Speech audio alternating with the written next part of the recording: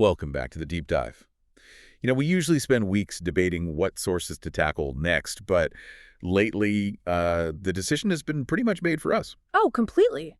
By you, our Yeah, audience. our request folder has been completely overrun with demand for one thing, Daniel Leos's epic novel, Love Lies Bleeding. Or, as a lot of you know it, Pour la Eternidad. And the demand has been, it's been extraordinary. It really has. And frankly, we get why. When a world is built with this much density, this much history, you just can't jump in at year 296, which is where the main story kicks off. No way. That would be like trying to read Dune starting on page 500. It makes no sense. Exactly. We can't just drop you into the desert of Puesto Esmeralda with Oliver and Elton and Nat and just, expect you to know why half the people are sterile.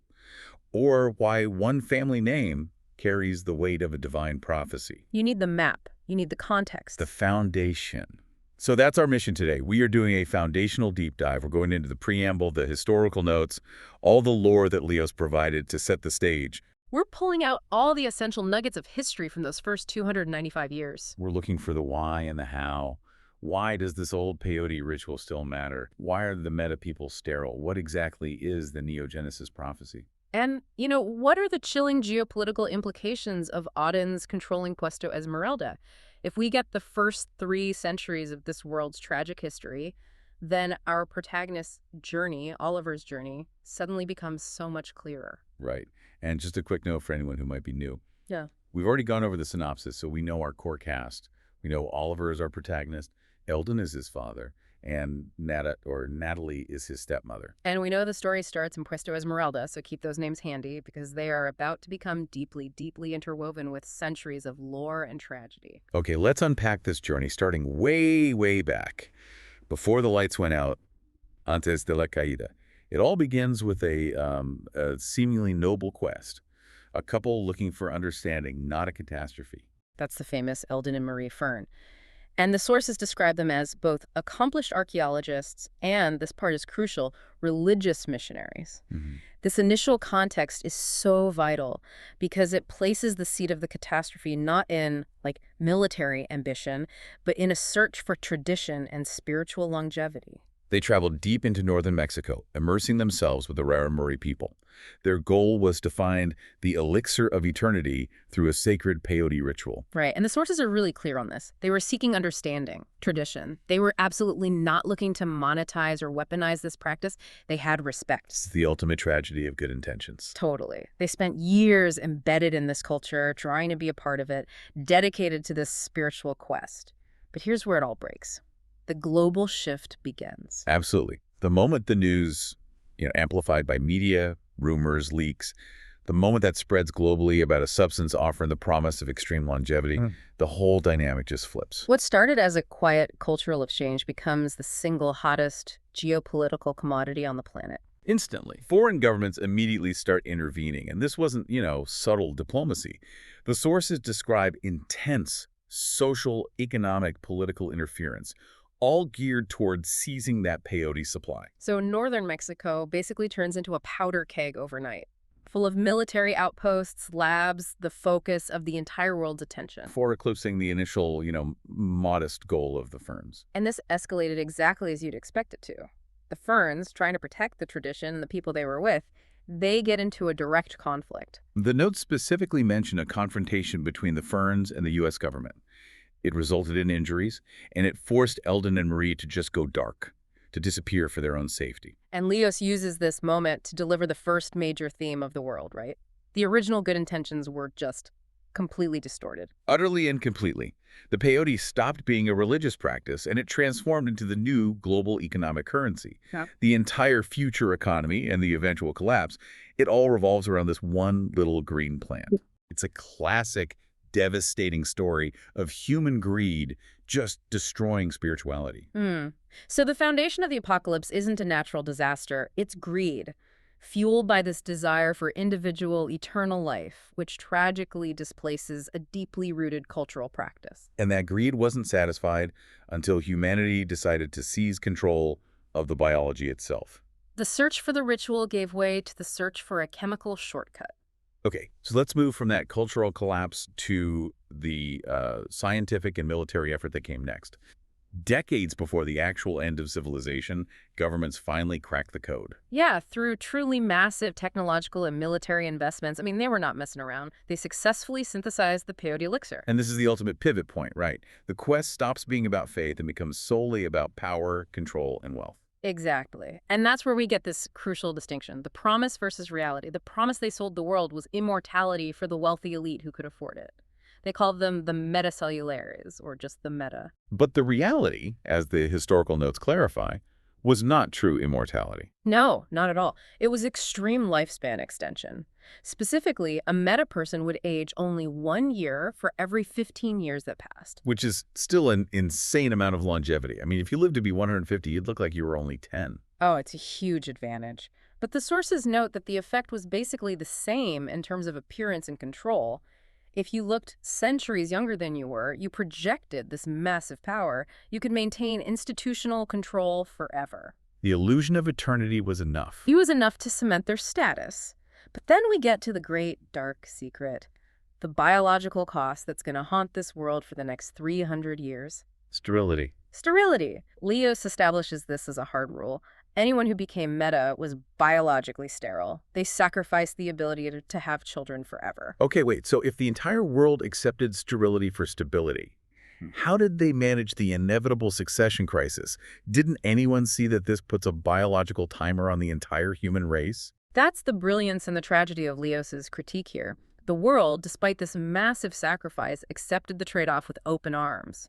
The reason given in the notes is just chilling. Overpopulation. Massive overpopulation. Think devastating pollution, completely collapsed economies, a total lack of services worldwide. It was chaos. So in that kind of global triage, exchanging fertility for stability, exchanging the next generation for extreme longevity for the ruling class, was seen as a necessary, horrific solution. They essentially put a biological stopper on the human race to solve the immediate problem. Wow. It's a profound detail.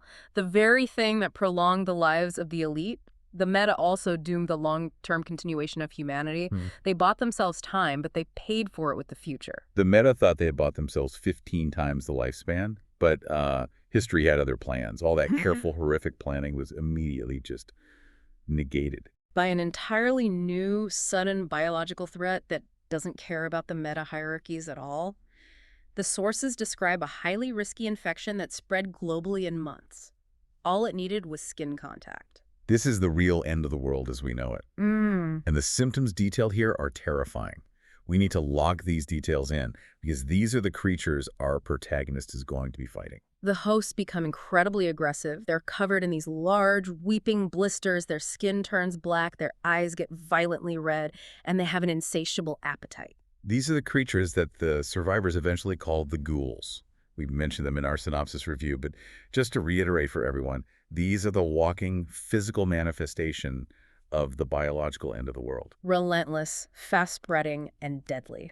And the government response was immediate but totally futile. The U.S. tried to create secure groups, reservations, trying to corral the uninfected. But the chaos, the speed of the infection, it was just too much. The infection, which a lot of survivors started calling La Peste, the metacellular plague, it spread worldwide in months. Communication ceased. The world built around the promise of meta-longevity. It had succumbido. It succumbed. The entire framework they built failed to prevent a total apocalyptic collapse. The problem wasn't longevity, it was humanity's fundamental inability to control basic biology. So year zero is the fall. The world is ashes, pollution, ghouls. Now we jump into the immediate aftermath, year one. And what's really striking is that the cultural practice that started it all, the peyote ritual, it didn't just vanish. No, but its effects were profoundly altered. And this is the first crucial distinction of the New World. The sources confirmed that the power of the substance is now tied directly to its purity, its origin. So only the very first consumers, the ones who took the original pure peyote before the collapse, they retain the practically eternal effects. And that instantly creates the first and most powerful class distinction of the New World, the OG meta, the original authentic meta. They're near immortals, walking repositories of pre-collapse knowledge. The peyote itself, even the synthesized version, is now just pure currency, a status symbol. For the non-OG survivors, longevity is no longer a promise of forever. It's a tiered system. The richest, who can still get the synthesized version, live 3 times longer than a normal human, but they are, genetically inferior to the OGs. And because the substance is still currency, imitation rituals start to spring up. Oh, yeah. And they're completely divorced from the Rara Murray tradition. It's just cultural appropriation for wealth signaling. This is where we get a fascinating little technical detail. The ideal age to ingest the meta substance medically is 21, when your cells slow down their regeneration. Right, but these new wealthy imitation rituals, they were moved to age 18. Why the 3-year shift? Is there a reason? It's because 18 is the legal and social marker of becoming an adult. You're considered made and right in society. So it's a choice that overrides biology for social signaling, for control. Exactly. It projects that attaining metastatus is a rite of passage for the elite, not just a medical treatment. It's the ritualization of power. Okay, so by year 3, we start seeing the organization that's going to define the rest of this history. Up north, resistance groups are forming, protecting survivors from bandits, animals, and the constant threat of ghouls. Ciudad Granada becomes the first major hub, the ultimate fortress of the new era. It's a beacon. At the same time, you get other independent communities forming: Dolmen, El Viñedo, and crucially, Fin de las Montañas. Fern is the one we really need to lock onto because it's led by Eldon Fern, the missionary, the man whose quest started this whole mess. And predictably, Fern becomes incredibly prosperous and wealthy, largely because it was founded by the guy who held the secret. But it also becomes highly religious, severe. Eldon transcends just being a leader there. He becomes the focus of an entire new religion called Neogenesis, the New Beginning. Right, and while it keeps some Christian principles, it venerates the missionary as El Padre, elevating him almost to the status of a new prophet, a divine promise. This blending of faith and survival is potent, but the truly explosive element is the prophecy that starts circulating. Yeah, particularly fueled by the Neogenesis followers. So what's the prophecy? The prophecy states that a child born of a meta person, a meta man or woman, would be the promised one, destined to liberate everyone. Raremuris, locals, foreigners from ambition, and bring true, lasting peace. Okay, wait. There it is. That's the huge, devastating aha moment. Right. We just established the fundamental rule of being meta is biological sterility. It was the massive sacrifice they all agreed to. Yeah. They cannot have children. So the prophecy, by its very definition, speaks of an event that should be scientifically and biologically impossible. Which means any child born of a meta, if one were to appear, would be seen as nothing short of a miracle. The ultimate source of hope for this desolate world. The religious stakes for El Prometido, the promised one, couldn't be higher. It's the ultimate paradox. The world's cure lies in the violation of its own foundational curse. 10 years in, just surviving isn't enough. They transition from hiding from ghouls to actively reclaiming territory. And that requires organization. Right. They initiate a massive organized effort to clear the ghoul-infested zones. They call it La Escolta, the Guard. And this wasn't just some local militia work. This required intense logistics, brute force, structured camps. It was comprised of strong men divided into military camps under different leaders. The sources single out the largest and most successful leader of them all, Gran Westan Apollinaris. This shows that 10 years was enough time to establish a complex military hierarchy dedicated solely to killing ghouls. And this military structure is the practical backbone of the new era, but it also lays the groundwork for future political leaders. The successful commanders of Las Escolta camps will inevitably become the new warlords and political thieves who will clash later on. Now we hit year 20, and this is where our future protagonists start moving into position, specifically arriving at the great fortress of Ciudad Granada. We see the arrival of Elton Shermer, a recent widower, carrying baby Oliver, our main character. They join a group of future allies and leaders who were also transferred there. This move creates that core community. That core group includes Nat Greer, who, as we know, will become Oliver's stepmother, her friend Milford, and the powerful siblings Wilfred Larson and his sister Joyce. They form the core friendship and political group in this great city. And we also meet other important rising figures like Neil Roth, Alan Weiss, and Francis. And Francis, he quickly shows a massive knack for leadership, administration, and significantly an interest in controlling territory. Right. This territorial ambition leads to swift promotions for him, along with Nat and Elton. We can already see the future power players being forged in the fires of Granada's administration. This is also the point where we absolutely have to clarify the distinction between the two tiers of meta people. This dictates who holds the ultimate power for the next century. First, you have the OG meta, the originals, the authentics. These are people like Nat Greer, Wilfred, Joyce, and Alan Weiss. They consumed the pure original peyote before the world collapsed. So they essentially age, practically forever. They possess true near immortality. Their biology is fundamentally different. They are the aristocracy. Then you have the new meta. These are people like Elton and Francis, who only consumed the later synthesized version. They still enjoy the massive benefit of aging 3 times slower than a normal human, but they are distinct from the OGs. They bought their longevity. The OGs were anointed by purity. It's a crucial societal fracture. The OGs hold a biological, almost sacred superiority. They're rarer, older, and their status can't be bought anymore. Exactly. The new meta, while wealthy and powerful, are a different, slightly lesser class. And to show the social capital of the OG meta, the sources introduce Amy Sadler. She's an OG meta doctor whose medical feats made her famous throughout Ciudad Granada. Her brilliance, combined with her near-eternal lifespan, gives her enormous social and scientific authority. So by year 20, we have the geography with Granada and Fern, the defining religion with Neogenesis and the prophecy, the military with La Sculta, and the core caste, all clearly stratified into their meta classes. The stage is set for the inevitable conflict. We established Granada as the fortress, the center of hope, the gathering place for the new elite. But history repeats itself tragically fast. Yeah, it proves that internal human failure is way more dangerous than goals. Absolutely. The sources tell us it only took 30 years, a single generation, for Ciudad Granada to be utterly destroyed. And not just by ghouls storming the walls. It was fire, chaos, La Peste spreading again inside the walls, and internal guerrilla warfare. The inhabitants turned on each other. Internal conflict is always the most devastating killer. It proves that survival of the fittest elite did not translate to survival of the civilization. The survivors scattered. They refused to look back, seeking sustainability somewhere else, far from that pile of rubble and death. And this collapse is directly what leads to the founding of our main setting, Puesto Esmeralda. It fundamentally redraws the map of the surviving world. So Elton and a group of brave men head south from the wreckage of Granada. They discover an abandoned ancient lab complex. It has a massive control tower, hangars, and, most crucially, a gigantic crystal dome. This is Puesto Esmeralda. And what's inside that dome is a devastating historical callback. The original Warramoria Reservation. Wow. They were completely desolate, abandoned after the World War and plague. The missionaries' initial focus of study is now just a ruined monument inside the new fortress. That is a tragic irony. The new civilization is built literally on the ruins of the culture they exploited. And Puesto Esmeralda is founded there, developing at the same time as 2 other northern communities, Colina Abierta and El Valle. This is the new post-Granada geopolitical map. But it's already built on conflict. Yes.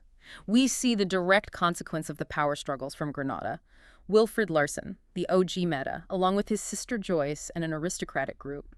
They banished a powerful, very violent group of savages known as Los Buitres, the vultures. The vultures had fled and tried to settle nearby, but they were exiled to a place now known as Bosque del Buitre, the forest. And this act establishes Wilfred as a powerful, unforgiving leader. He does not show mercy, and it creates this perpetual violent threat on the periphery of the settlements. Now let's pivot to the economy, because this new world quickly institutionalizes inequality. They create La Barrera de Recolección, the gathering barrier, a commercial hub crucial for diplomatic and political relations. And the rule is harsh and clear, cementing the class divide.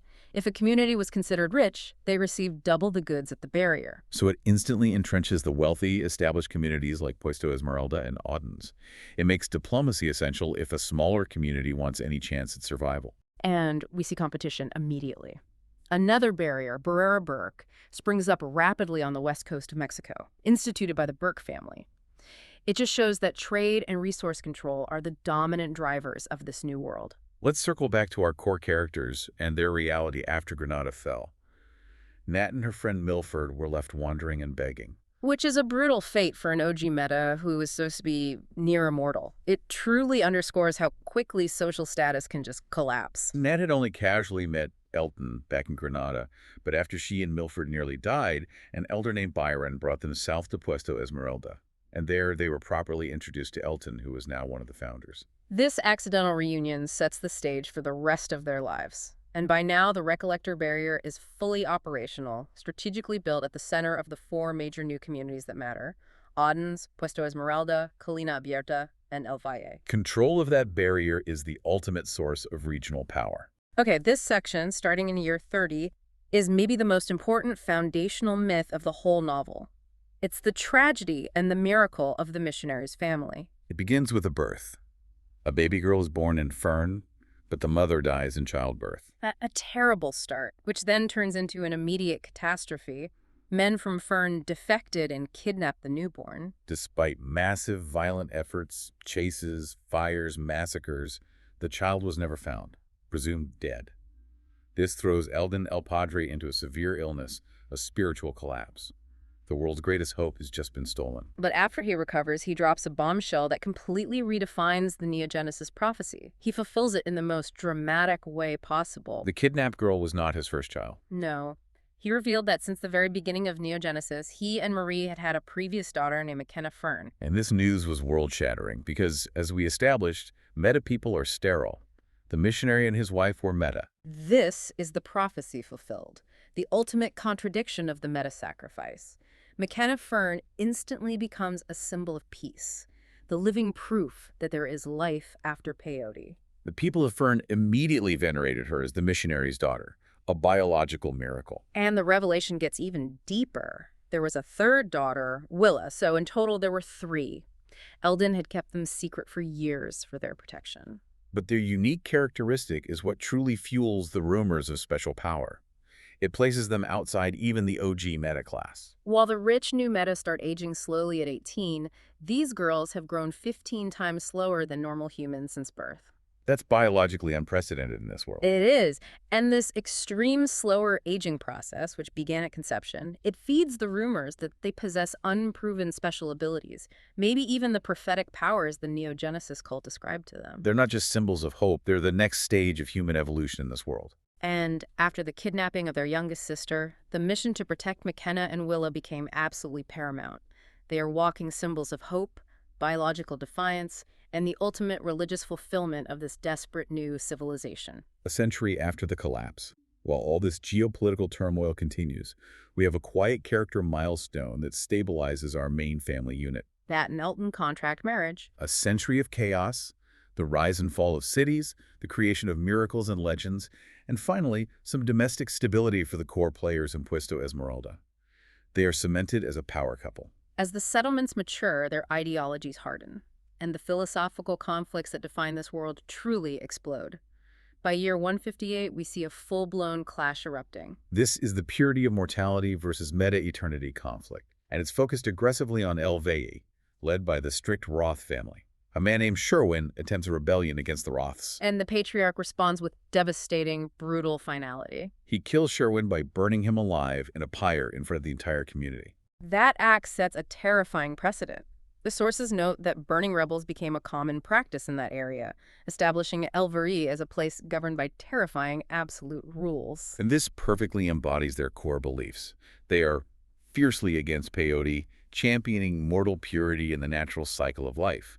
They see the meta as an affront to nature. Right. And as a stark counterpoint to this severity, we see the founding of Pueblo Libre, or Freetown, by John Rogers, Carlo, and Bennett.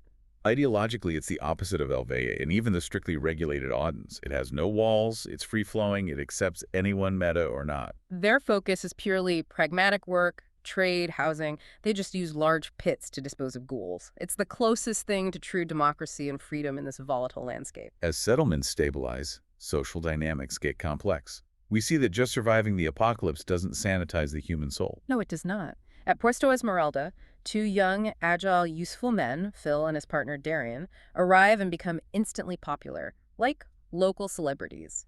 And their popularity was tragically exploited.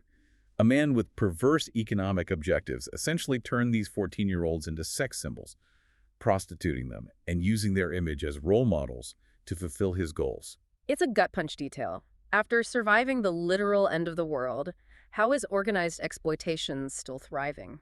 It speaks volumes about the enduring darkness Leos is critiquing. Meanwhile, a major political separation happens that will reshape the power structure.